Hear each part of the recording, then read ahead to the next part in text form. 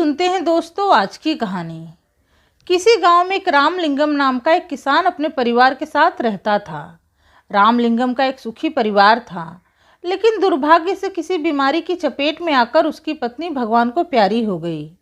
पत्नी के मरने के बाद कुछ दिनों तक तो रामलिंगम अपनी खेती बाड़ी और अपने घर को संभालने की कोशिश की, लेकिन अंत में हार कर उसे अपने घर के काम के लिए एक नौकरानी को रखना पड़ा। रामलिंगम के घर में काम करने वाली नौकरानी का नाम भानुमती था। वैसे तो भानुमती एक अच्छी नौकरानी थी। घर की साफ सफाई, पशुओं की देखभाल, भोजन, कपड़े, बर्तन आदि संभालने में एकदम निपुण थी। लेकिन केवल एक ही समस्या थी, भानुमती एक नंबर की चटोरी थी। वो अक्सर ही रसोई घर में छिप छिप कर कुछ न कुछ चुरा कर खाती रहती थी।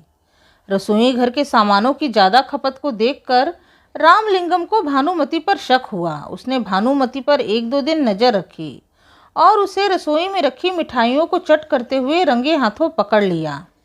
लेकिन उसने भानुमती को काम पर से निकालने के बदले बस डांट कर और चेतावनी देकर छोड़ दिया। लेकिन चटोरी भानुमती पर रामलिंगम की चेतावनी का कोई असर नहीं हुआ। वो और भी सावधानी से रसोई में रखी चीज़ों को चट कर जाती और झूठ बोलकर बच निकलती। अंत में तंग आकर रामलिंगम ने उससे कहा, देख भानुमती, अगर आज के बाद मैंने तुझे चोरी से कोई चीज़ खाते हुए पकड़ लिया तो सीधे काम से निकाल दूंगा। नौकरी जाने के भय से और रामलिंगम का गुस्सा देखकर भानुमती डर गई और थोड़ा संभल गई। अब वो उतना ही चुरा कर खाती जिससे कि रामलिंगम को पता न चल पाए।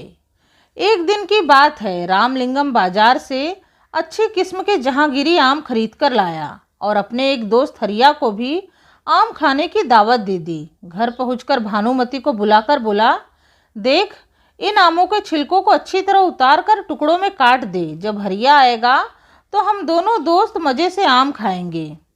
भानुमती को भी आम बहुत पसंद थे। आम देखते ही उसके मुंह से पानी टपकने लगा। उसने अपने मन को लाख समझाया, लेकिन उसका मन नहीं माना। उसने सोचा, मैं बस आम का एक ही टुकड़ा चखूंगी। लेकिन एक एक टुकड़ा चखते चखते चटोरी भानुमती पूरा आम ही चट कर गई और अब आम की गुठलियां और छिलके ही बस बचे रह गए। तभी रामलिंगम ने बाहर से आवाज़ देकर कहा, अरे भानुमती, आम काटकर जल्दी से बाहर ले आ, हरिया अब आता ही होगा। रामलिंगम की आवाज़ सुनकर भानुमती को होश आया कि उसने ये क्या कर दिया। अब तो उसकी आंखों के आगे अंधेरा छा गया और उसे नौकरी जाने की चिंता होने लगी। तभी उसके मन में एक योजना आई। वो एक चाकू लेकर रामलिंगम के पास गई और बोली, मालिक, जरा इस चाकू में धार लगा दो। चाकू तेज नहीं है, इसीलिए आम के पतले छिलके नहीं उतर रहे हैं। रामलिंगम ने चाकू ले लिया और एक पत्थर पर रगड़ रगड़ कर चाकू की धार बनाने लगा। तभी उसका दोस्त हरिया भी दरवाजे पर आ पहुंचा। उसे देखते ही भानुमती उसे लेकर एक कोने में गई और बोली, आखिर आपने ऐसा क्या किया है जो मालिक आपसे इतना नाराज है? भानुमती की बात सुनकर हरिया ने हैरानी से कहा, नहीं तो, मैंने तो ऐसा कुछ भी नहीं किया जिससे तुम्हारा मालिक मुझसे नाराज हो जाए। उल्टा वो तो मेरे घर आकर मुझे आम खाने की दावत दे गया है। लेकिन तुम्हें ऐसा क्यों लग रहा है कि वो मुझसे नाराज है? भानुमती बोली, वो बात ये है कि मालिक ने बाजार से आते ही मुझसे रसोई घर की चाकू मंगाई और उस पर धार लगाने लगे। चाकू में धार लगाते लगाते वो बड़बड़ा रहे थे कि आज तो हरिया की नाक कान काट कर ही रहूँगा। तब हरिया ने उस कमरे में धीरे से झांक कर देखा जहाँ रामलिंगम चाकू पर धार लगा रहा था और मस्ती में हरि राम धीरे धीरे गुनगुना रहा था, जिसे सुनकर हरिया को लगा कि वो हरिया की नाक, हरिया की कान बोल रहा है। फिर क्या था, हरिया सिर पर पाँव रखकर वहाँ से तेजी से भागा। उसे भागते देख भानुमती रामलिंगम के पास गई और बोली, अरे मालिक, जरा देखिए तो, आपका दोस्त हरिया आपके लाए हुए आम मुझसे छीनकर भाग गया। हरिया के भागने की बात सुनकर रामलिंगम बड़ा हैरान हुआ और वो भी हाथ में चाकू लिए तेजी से हरिया के पीछे भागने लगा। अपने पीछे रामलिंगम को आता देख हरिया और भी तेजी से दौड़ने लगा। पीछे से रामलिंगम चिल्लाया जा रहा था, अरे हरिया, रुक तो भाई, कम से कम आधा आधा तो काटने दे।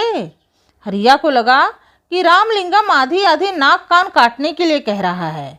वो ऐसा भागा कि दोबारा कभी भी रामलिंगम के घर की तरफ लौटकर नहीं आया। रामलिंगम भी थक हार कर अपने घर लौट आया और उधर स्वादिष्ट आमों को हजम करने वाली भानुमती आमों के छिलकों और गुठलियों को फेंक कर अपनी अगली चोरी की तैयारी में जुट गई। तो दोस्तों, ये थी आज की कहानी। कहानी पसंद आई है तो वीडियो को लाइक करें, चैनल को सब्सक्राइब करें, अपने दोस्तों में शेयर करें। आपसे मिलूंगी अपने अगले वीडियो में एक नई कथा कहानी के साथ। तब तक के लिए राधे राधे, धन्यवाद।